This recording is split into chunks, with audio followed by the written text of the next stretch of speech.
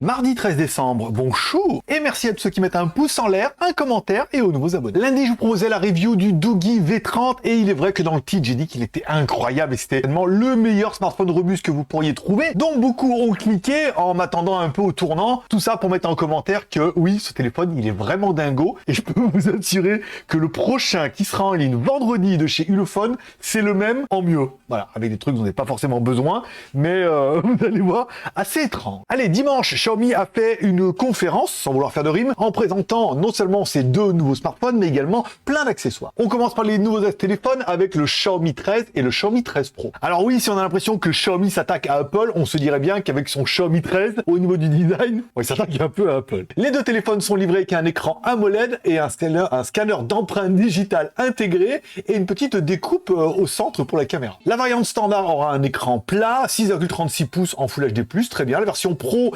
6,73 pouces, ça c'est bien avec les bords incurvés. J'aime plutôt les grosses versions. Bon, bien évidemment, ça sera bien évidemment la classe et on aura des haut-parleurs stéréo accordés par Dolby Atmos. Allez, au niveau caméra, sur la version de base, IMX 800 avec OIS, donc stabilisation, 50 millions de pixels, pas mal, un angle large, 12 millions de pixels et un téléobjectif, 10 millions de pixels. Le Pro aura lui le IMX 989, 50 millions de pixels avec une lentille, un sensor de 1 pouce, là c'est la classe, téléobjectif 50 millions de pixels et un autre capteur de 50 millions de pixels, c'est quand même pas mal. Les deux téléphones auront à l'avant des caméras de 16 millions de pixels et si les capteurs sont des Sony, la lentille sera bien évidemment une Leica. Allez, au niveau des processeurs, nos deux appareils auront le Snapdragon 8 Gen 2, donc forcément, nouvelle génération, le plus puissant, tout ça. Est-ce qu'on aura du Wi-Fi 6E? À voir. Dissipation thermique, ça c'est pas mal. Batterie 4500 mAh pour l'un, 4820 mAh pour l'autre. Charge filaire 67 watts pour l'un, 120 watts pour l'autre, nom de Dieu. Et de la charge sans fil inversée de 50 watts et de 10 watts.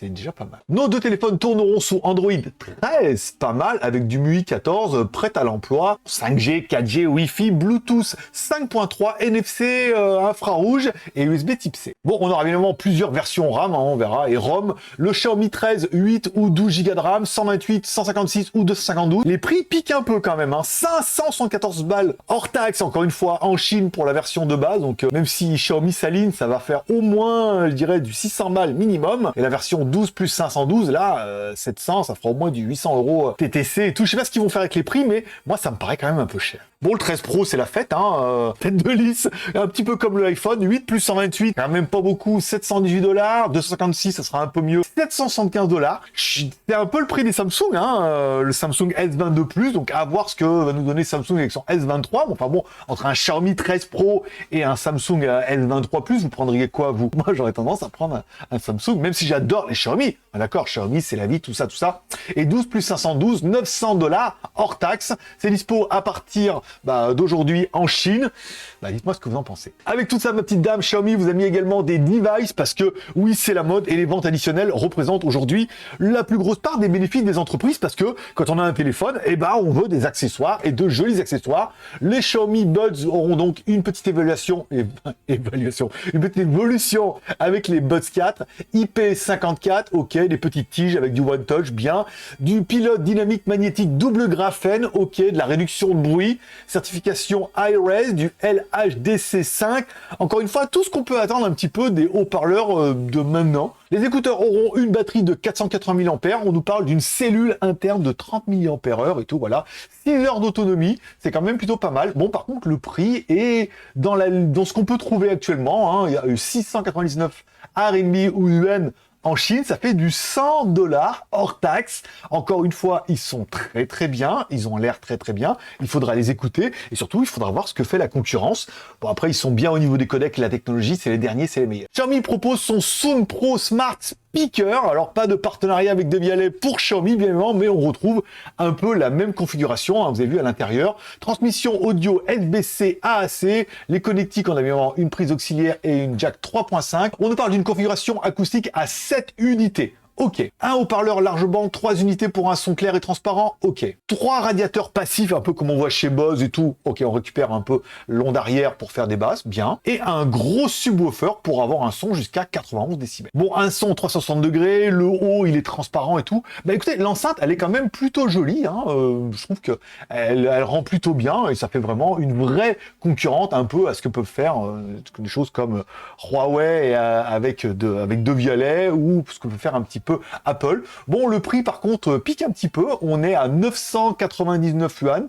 Ah non, ça pique pas. 136 $, c'est plutôt bien. Après, il faudra voir la taille en vrai, le son, tout ça, tout ça. Et il y a une promo chez Xiaomi. Si vous l'achetez avant Noël, ils vous offriront un Xiaomi Band 7, mais pour l'instant, c'est uniquement en Chine.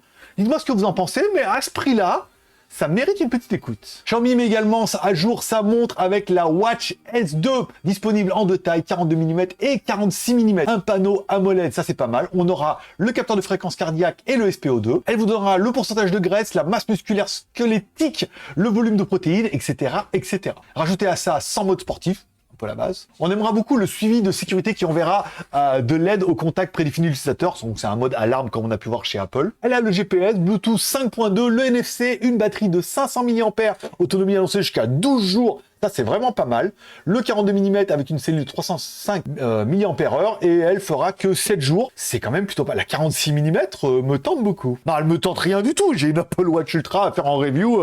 C'est pas du tout le même garrot. La version 42 mm commence entre 1000 et 1200 yuan, soit entre 150 et 200 $ hors taxe. C'est vraiment pas mal. La 46 mm fait entre 160 $ et 186 $, encore une fois, ouais, entre 150, moins de 200 balles, hein, enfin 200 $ hors taxe pour les deux montres en fonction des finitions et tout. C'est vraiment un super. Et enfin, tu en as rêvé? Non, t'en as pas rêvé? Bah écoute, le voilà quand même. Le routeur Xiaomi 10 Gigabit. Bon, bah fini le 2 Go 4 et le 5 Go. On a le 2 Go 4, le 5 Go 2 et le 5 Go 8. Alors, je sais pas s'il nous parle, je crois que le Wi-Fi 6E, c'est du 6 Go, donc je vois pas trop ce que c'est, mais enfin bon, apparemment, ça a l'air vraiment bien, et ça annonce des débits de psychopathe, un processeur Qualcomm, des antennes, des LED et tout ça. Alors là, ça dépasse complètement mes compétences, donc je vous laisse un peu lire les fiches techniques. Là, tout ça, du Wi-Fi, du port, ça a l'air vraiment trop bien. Bon, à distance, le prix est vraiment d'enfer pour ce genre de routeur, encore une fois, 1700 yuan, soit 244 encore une fois, $ hors taxe, moins de 250 $.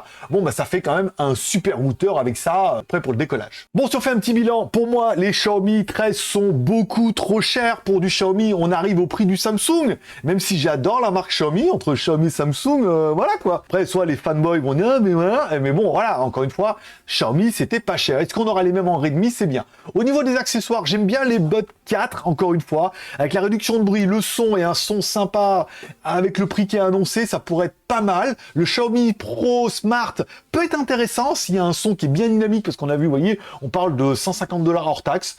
La montre en 46 mm, si on me l'envoyait, je serais content de l'avoir et de faire la review, mais pour l'instant, je reste sur mon Apple Watch parce que je suis un petit crâneur et que j'en ai une vraie, une fausse, et que je vais vous faire une review. J'aurai les accessoires Picatin en carbone et tout, voilà, hein. C'est pas le même garrot là, hein. Là, on est sur du 1500 balles avec les accessoires.